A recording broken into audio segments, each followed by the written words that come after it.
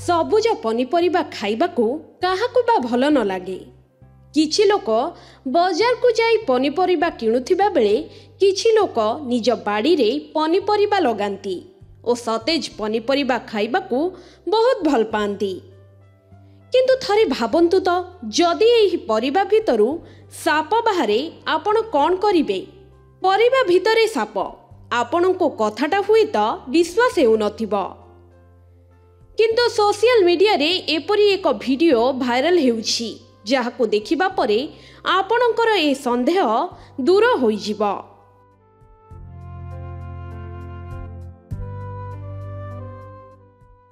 Social media रे एभली अनेक वीडियो भाइराल हुए, किंतु निकटरे भाइराल होइथिबा एही वीडियोटी संपूर्ण भिन्न। ए वीडियो देखिबा परे आपणको हृदय थरी उठिबो।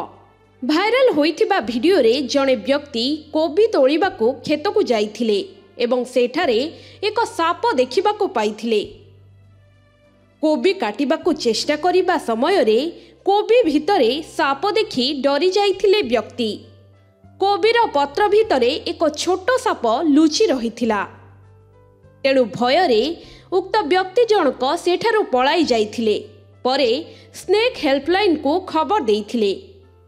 किछि समय परे जणे महिला साप को उद्धार करिबा पई सेठाकू आसीथिले। साप को देखिबा परे महिला ताकू केमिति उद्धार करिवे चिंता करिथिले। तेबे बहु कष्टरे से साप को बंधा कोबी भितरु बाहर करिथिले। एही वीडियोटी एबे इंस्टाग्राम अकाउंट रे शेयर करा जाइछि, जहा वर्तमान भाइराल हेउछि। सूचना थाउ कि एभली प्रथम थर नुहे जे कोबी भितरु साप मिलिछि। पूर्वरु मध्य एभली खबर अनेक थर सामना को आसीछि। बेले बेले हेलमेट और जोता चप्पल रे मध्य साप लुचि रहिथिबा देखिबा को मिले। एपरी परिस्थिति रे जदि आपण सावधानतार सहित जिनिस न देखंती तेबे बड़ विपदर सामना करि पारंती। एही कोबी रे साप लुचि रहिथिबार वीडियो देखिबा परे किछि लोक कोबी खाइबा पई भय करछंती। लोकमाने एही वीडियो रे कमेंट मध्य देइछंती। साप गुड़िक विषाक्त होइथांती। एही साप माने केतेबेले जे केउठी लुचि रहिबे ताहा कहि हेबो नाही। जदि आपण भी बंधा कोबी खाउछंती तेबे एहाकु यथेष्ट ध्यानर सह देखि करी काटंतु, नचेत आपणक जीवन प्रति विपद रहिबो। दर्शक बंधु, आशा करूछु आज रही वीडियोटी आपणको पसंद आसीथिबो। वीडियो को लाइक और शेयर करिबा पई जमा भी भूलिबेनी। एभली अधिक खबर जानिबा पई आम चैनल के न्यूज ओडिशा सह जोड़ी होइथांतु।